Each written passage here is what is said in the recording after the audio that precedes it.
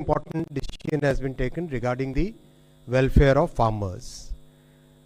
खरीफ season start हो रहा है.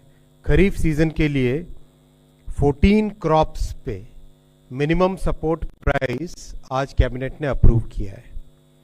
मैं इन प्राइसेस के बारे में पढ़ूंगा, उससे पहले I will give the context. In the 2018 union budget, the government of India had given a very clear policy decision, had taken a very clear policy decision that MSP कम से कम 1.5 गुना होनी ही चाहिए कॉस्ट की. It has to be at least 1.5 times the cost of production. तो आज के जो फैसले आप देखेंगे, इन सब फैसलों में इस प्रिंसिपल को ध्यान रखा गया है. Every crop that I am going to read out will have at least 50% more MSP compared to the cost. और कॉस्ट को निकालने का भी बहुत ही साइंटिफिक तरीका है. इसका एक मैकेनिज्म है. CACP के द्वारा देश भर में कई तहसीलों में, कई जिलों में, कई विलेजेस में जाके स्टडी किया जाता है. कॉस्ट ऑफ प्रोडक्शन सारे के सारे फैक्टर्स को लेके स्टडी किया जाता है. तो इसके आधार पर आज जो MSP डिक्लेयर हुई है वो है धान. सबसे पहले धान का नया MSP, पैडी का नया MSP खरीफ के लिए 2300 रुपीज़ डिक्लेयर किया गया है, which is 117 rupees increment over the previous MSP. आप इसको 2300 को अगर आप कॉन्टेक्स्ट में देखना चाहोगे, दैट इज अगर 2013-14 का जो प्राइस था, दैट प्राइस वाज 1310 रुपीज़, 1310. यानी कहाँ 1310 था और कहाँ आज 2300 है. किस तरह से किसान भाइयों के लिए, किसान परिवारों के लिए प्रधानमंत्री श्री नरेंद्र मोदी जी और सरकार का हमेशा एक स्पेशल फोकस रहता है, ये इसको दर्शाता है.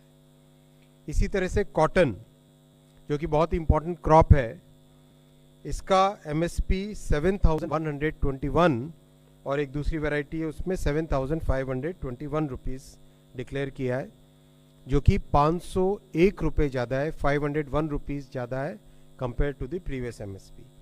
Again to give the context, 2013-14 में MSP वॉज ओनली 3700 रुपीज़.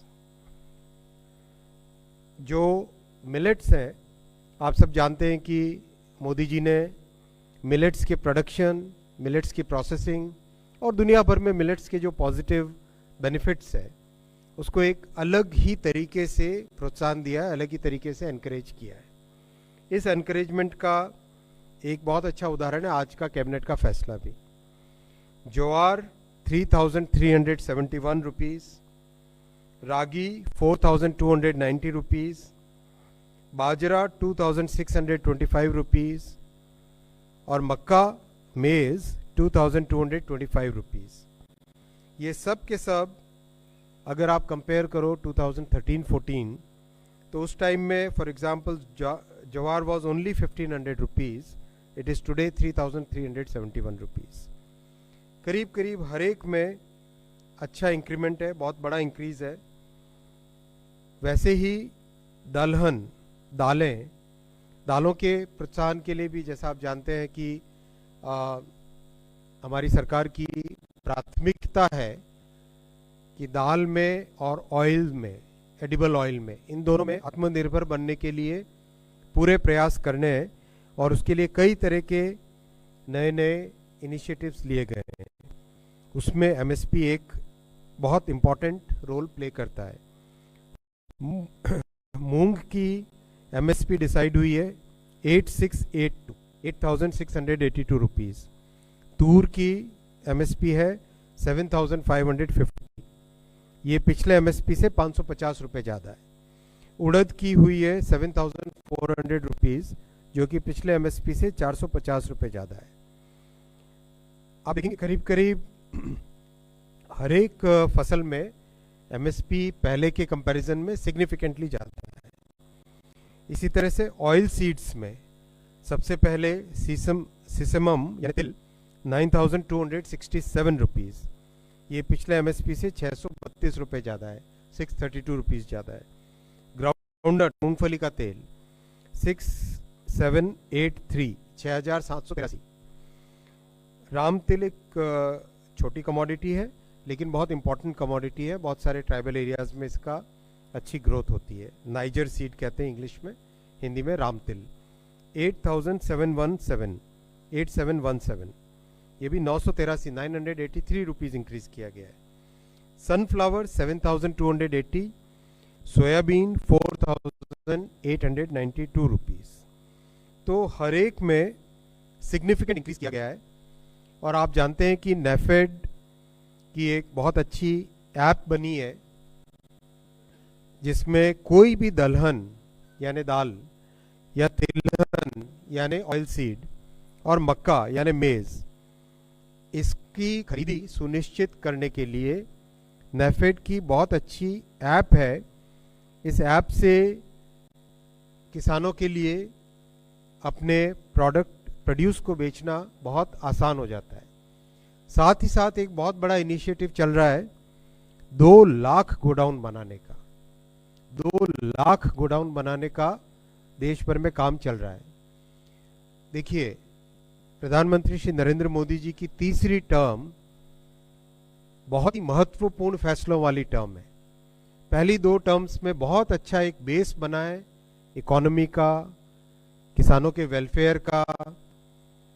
अब उसके आधार पर, उस बेस पर एक बहुत अच्छी ग्रोथ, बहुत अच्छी जंप ली जा सकती है क्योंकि बेस बहुत मजबूत बना है। ये कंटिन्यूटी विद चेंज का पॉलिसी है।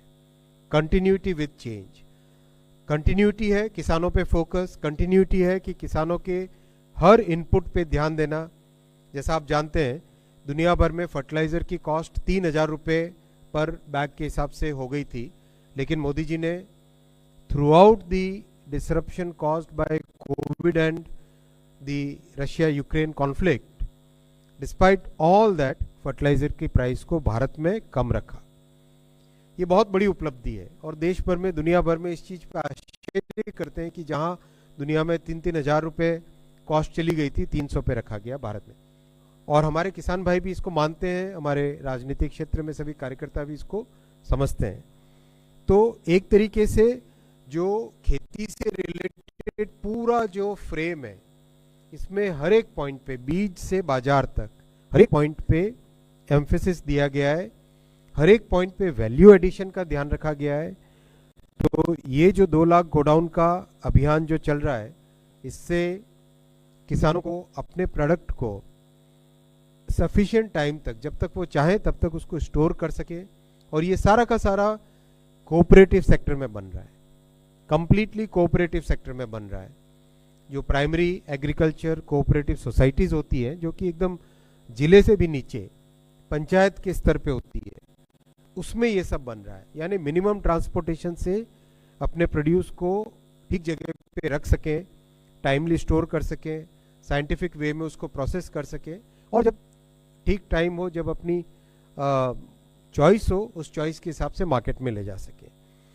साथियों, इस पूरे आज के फैसले से किसानों के पास करीब करीब 2 लाख करोड़ रुपए किसानों के एमएसपी के एवज में जाएंगे किसानों के खातों में।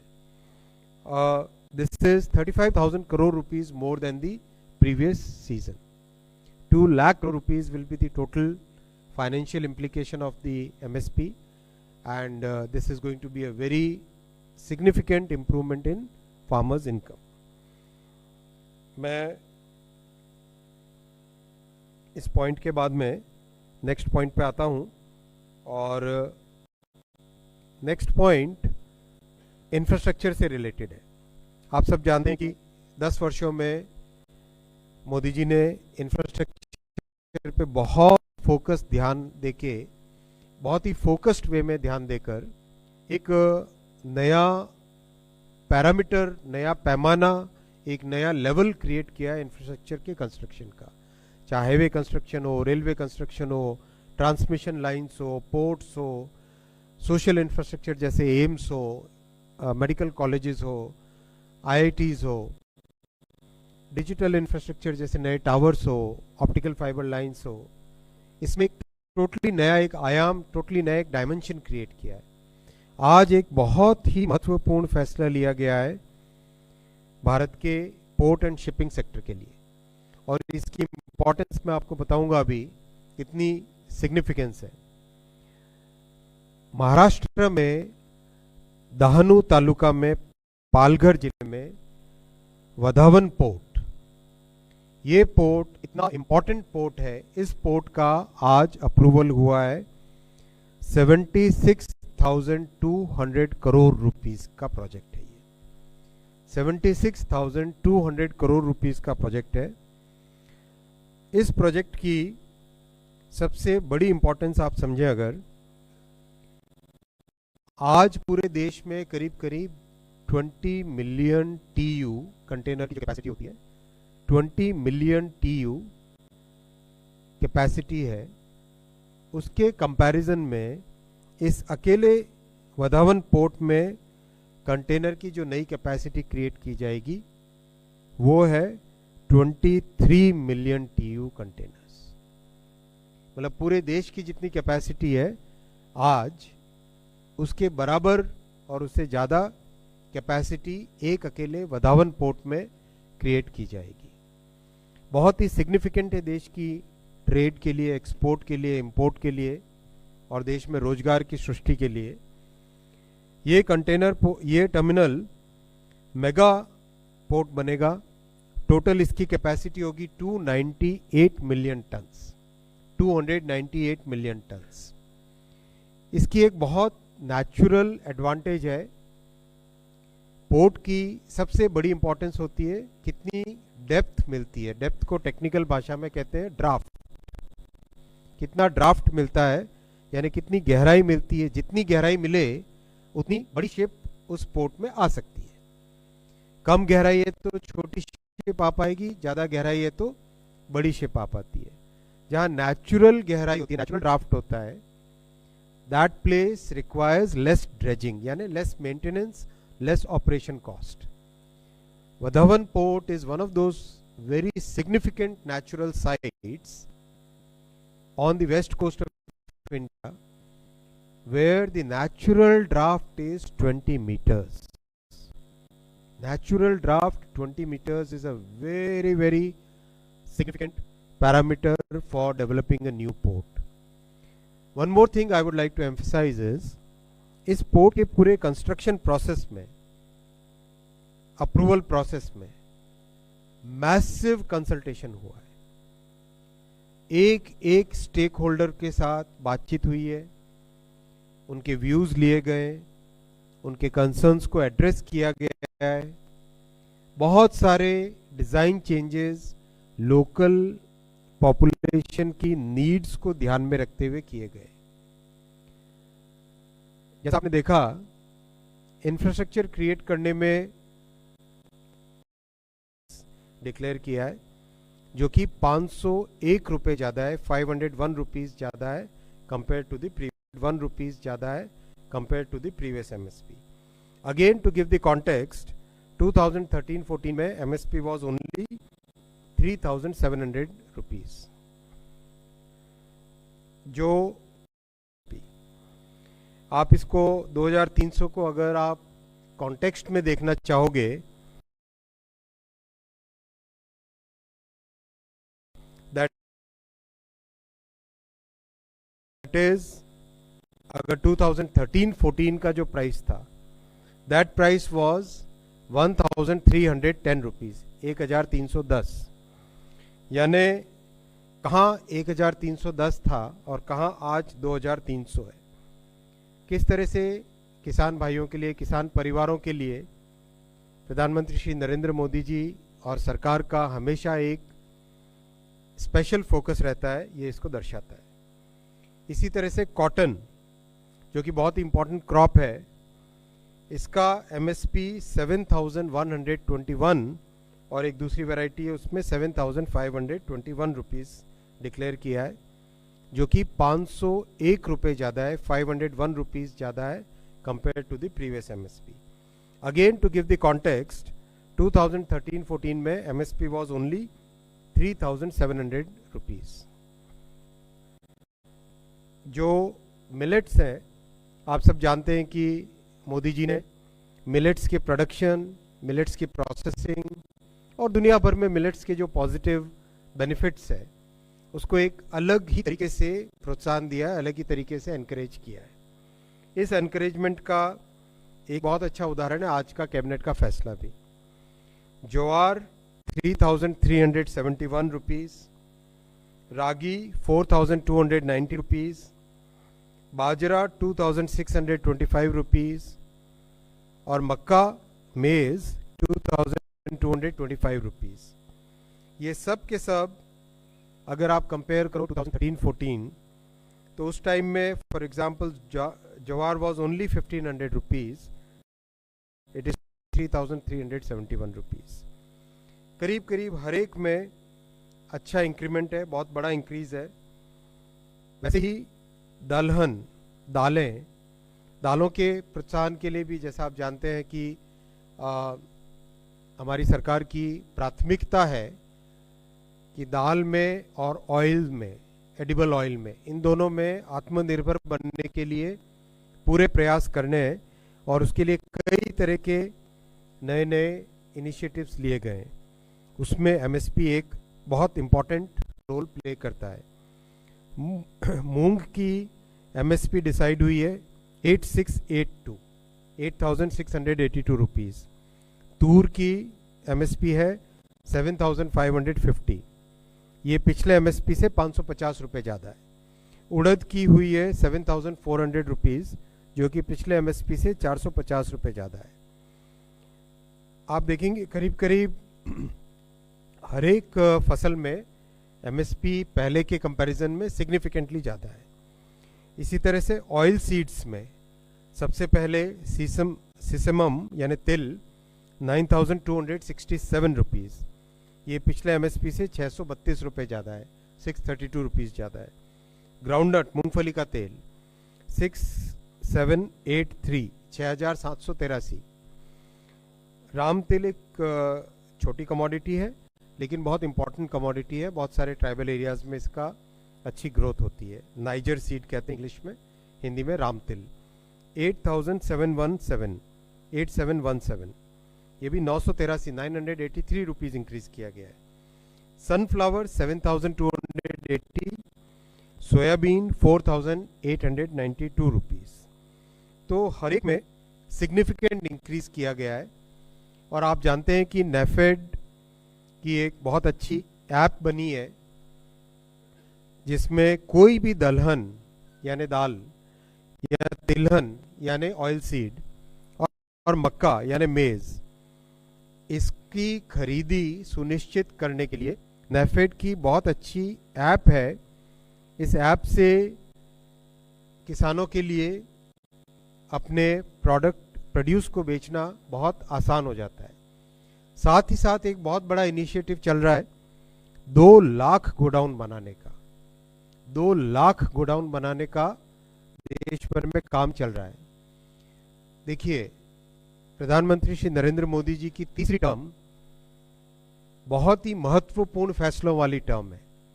पहली 2 टर्म्स में बहुत एक बेस बना है इकोनॉमी का, किसानों के वेलफेयर का. अब उसके आधार पर, उस बेस पर एक बहुत अच्छी ग्रोथ, बहुत अच्छी जंप ली जा सकती है क्योंकि बेस बहुत मजबूत बना है. ये कंटिन्यूटी विद चेंज का पॉलिसी है. कंटिन्यूटी विद चेंज, कंटिन्यूटी है किसानों पे फोकस, कंटिन्यूटी है कि किसानों के हर इनपुट पे ध्यान देना. जैसा आप जानते हैं दुनिया भर में फर्टिलाइजर की कॉस्ट 3,000 रुपये पर बैग के हिसाब से हो गई थी, लेकिन मोदी जी ने throughout the disruption caused by COVID and the Russia Ukraine conflict, despite all that fertilizer की प्राइस को भारत में कम रखा. ये बहुत बड़ी उपलब्धि है और देश भर में, दुनिया भर में इस चीज़ पे आश्चर्य करते हैं कि जहाँ दुनिया में 3-3 हज़ार रुपये कॉस्ट चली गई थी, 300 पे रखा गया भारत में। और हमारे किसान भाई भी इसको मानते हैं, हमारे राजनीतिक क्षेत्र में सभी कार्यकर्ता भी इसको समझते हैं। तो एक तरीके से जो खेती से रिलेटेड पूरा जो फ्रेम है, इसमें हर एक पॉइंट पे, बीज से बाजार तक हर एक पॉइंट पे एम्फेसिस दिया गया है, हर एक पॉइंट पे वैल्यू एडिशन का ध्यान रखा गया है। तो ये जो 2 लाख गोडाउन का अभियान जो चल रहा है, इससे किसानों को अपने प्रोडक्ट को सफिशिएंट टाइम तक, जब तक वो चाहे तब तक उसको स्टोर कर सके। और ये सारा का सारा कोऑपरेटिव सेक्टर में बन रहा है, कंप्लीटली कोऑपरेटिव सेक्टर में बन रहा है। जो प्राइमरी एग्रीकल्चर कोऑपरेटिव सोसाइटीज होती है, जो कि एकदम जिले से भी नीचे पंचायत के स्तर पे होती है, उसमें ये सब बन रहा है। यानी मिनिमम ट्रांसपोर्टेशन से अपने प्रोड्यूस को ठीक जगह पे रख सकें, टाइमली स्टोर कर सकें, साइंटिफिक वे में उसको प्रोसेस कर सकें, और जब ठीक टाइम हो, जब अपनी चॉइस हो, उस चॉइस के हिसाब से मार्केट में ले जा सकें। साथियों, इस पूरे आज के फैसले से किसानों के पास करीब करीब 2 लाख करोड़ रुपए किसानों के एमएसपी के एवज में जाएंगे किसानों के खातों में। This is 35,000 crore rupees more than the previous season. 2 lakh crore rupees will be the total financial implication of the MSP, and this is going to be a very significant improvement in farmers' income. मैं इस point के बाद में next point पे आता हूँ, और next point infrastructure से रिलेटेड है। आप सब जानते हैं कि 10 वर्षों में मोदी जी ने इंफ्रास्ट्रक्चर पे बहुत फोकस ध्यान देके, बहुत ही फोकस्ड वे में ध्यान देकर एक नया पैरामीटर, नया पैमाना, एक नया लेवल क्रिएट किया इंफ्रास्ट्रक्चर के कंस्ट्रक्शन का।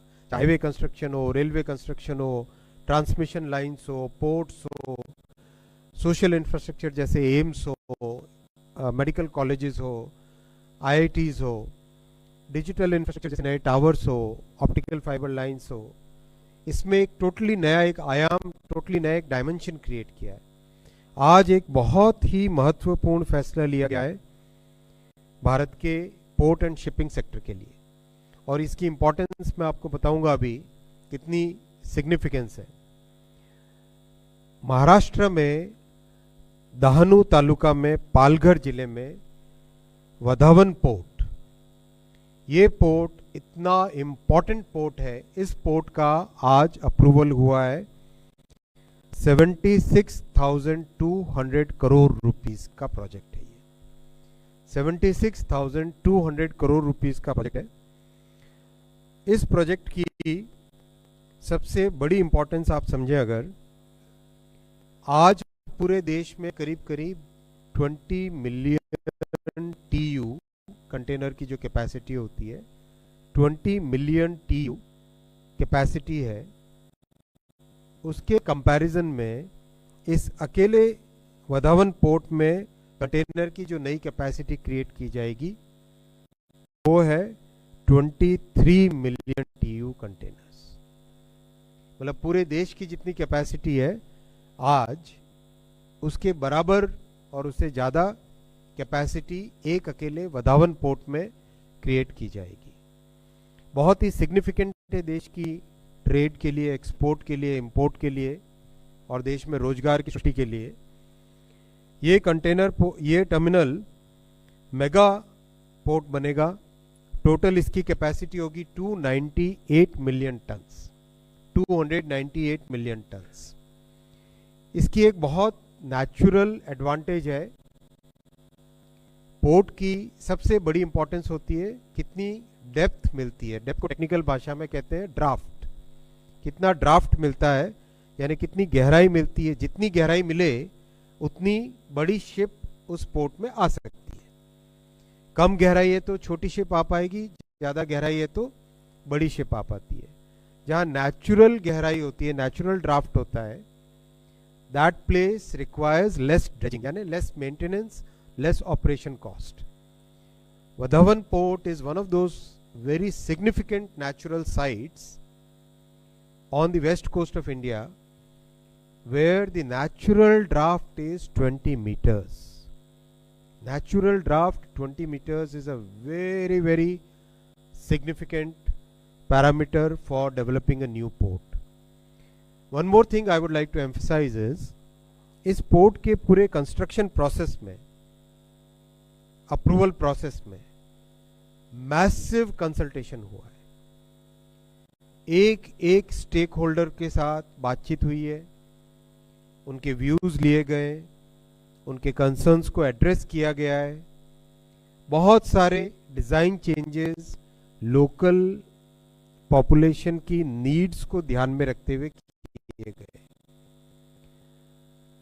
जैसा आपने देखा, इंफ्रास्ट्रक्चर क्रिएट करने में केवल बात पोर्ट की नहीं रहती है, इसमें साथ ही साथ इतना बड़ा इकोनॉमिक एक्टिविटी का एक स्फेयर बन जाता है जिसमें मैन्युफैक्चरिंग, लॉजिस्टिक्स, कई तरह की एक्टिविटीज बढ़ती है।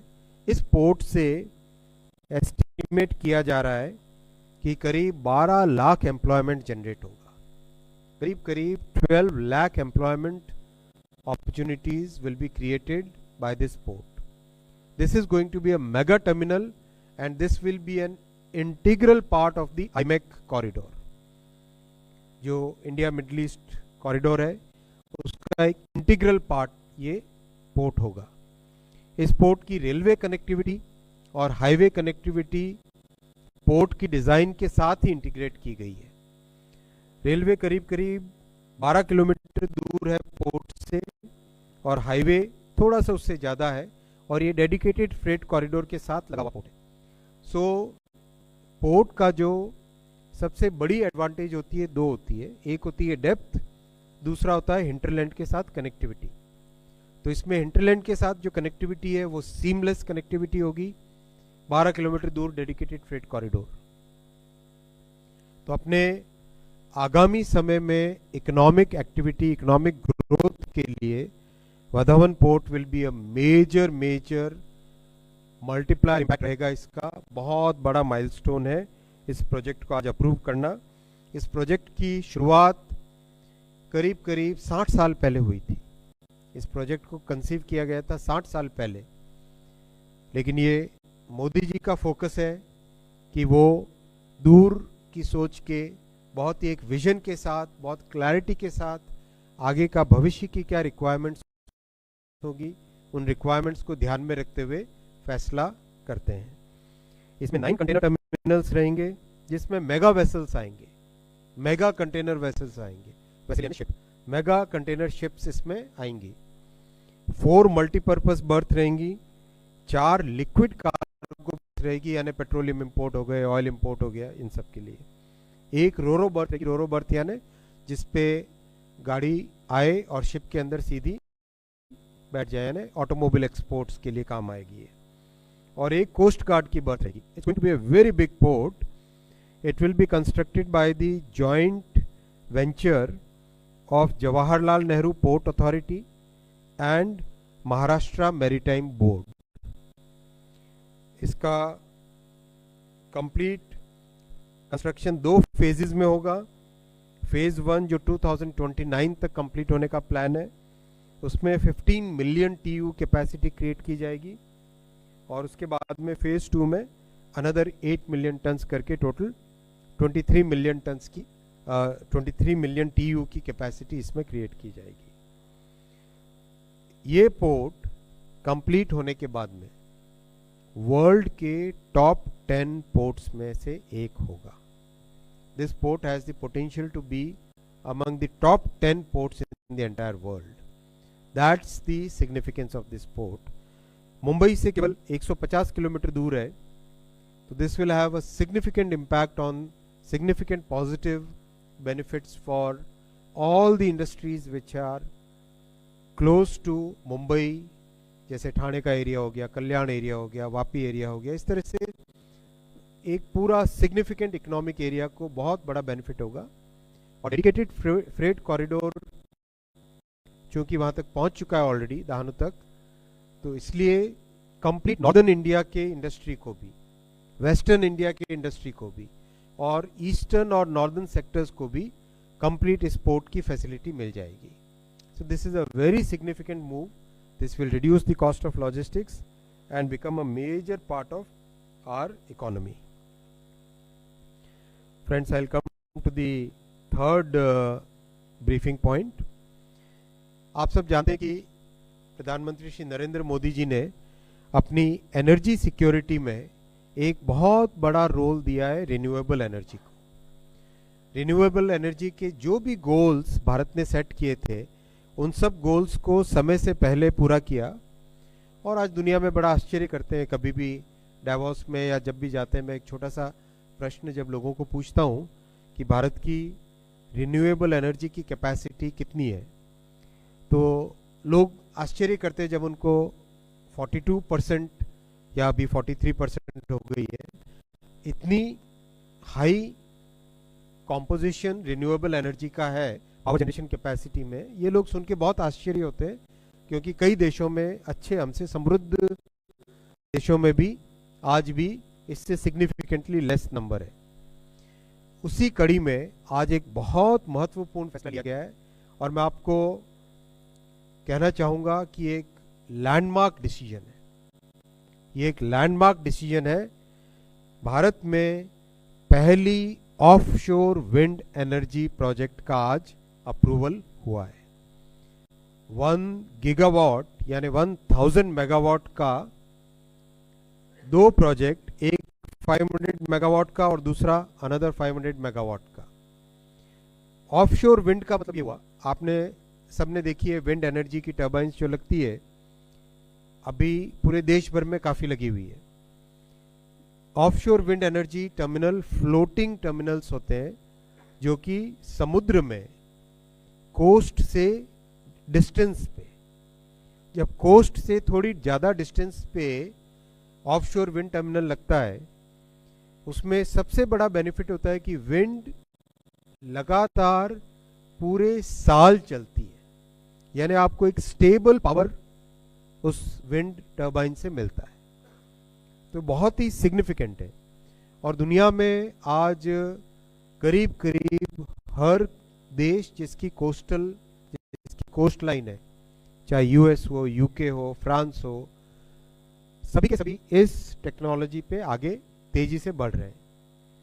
भारत के लिए भी ये बहुत बड़ी अपॉर्चुनिटी है, क्योंकि both on the west coast as well on the east coast wind speeds और विंड की जो इंटेंसिटी है और विंड की जो कंटिन्यूटी है, वो दोनों ही कोस्ट पे अच्छी है.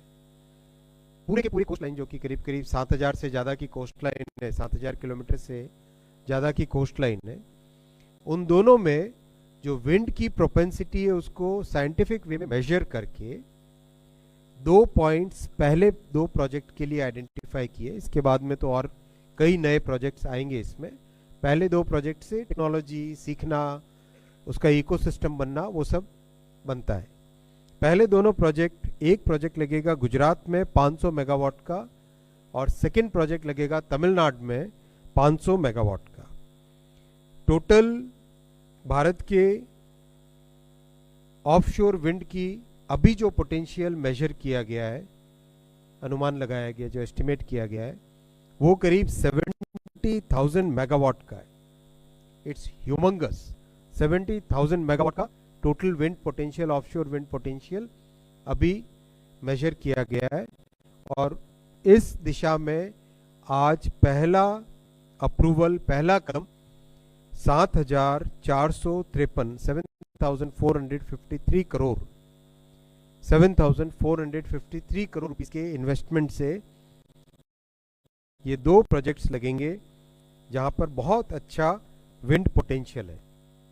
इसे गुजरात को 4.5 रुपीस पर यूनिट कॉस्ट में बिजली मिलेगी और तमिलनाडु को 4 रुपीस पर यूनिट कॉस्ट में इलेक्ट्रिसिटी मिलेगी.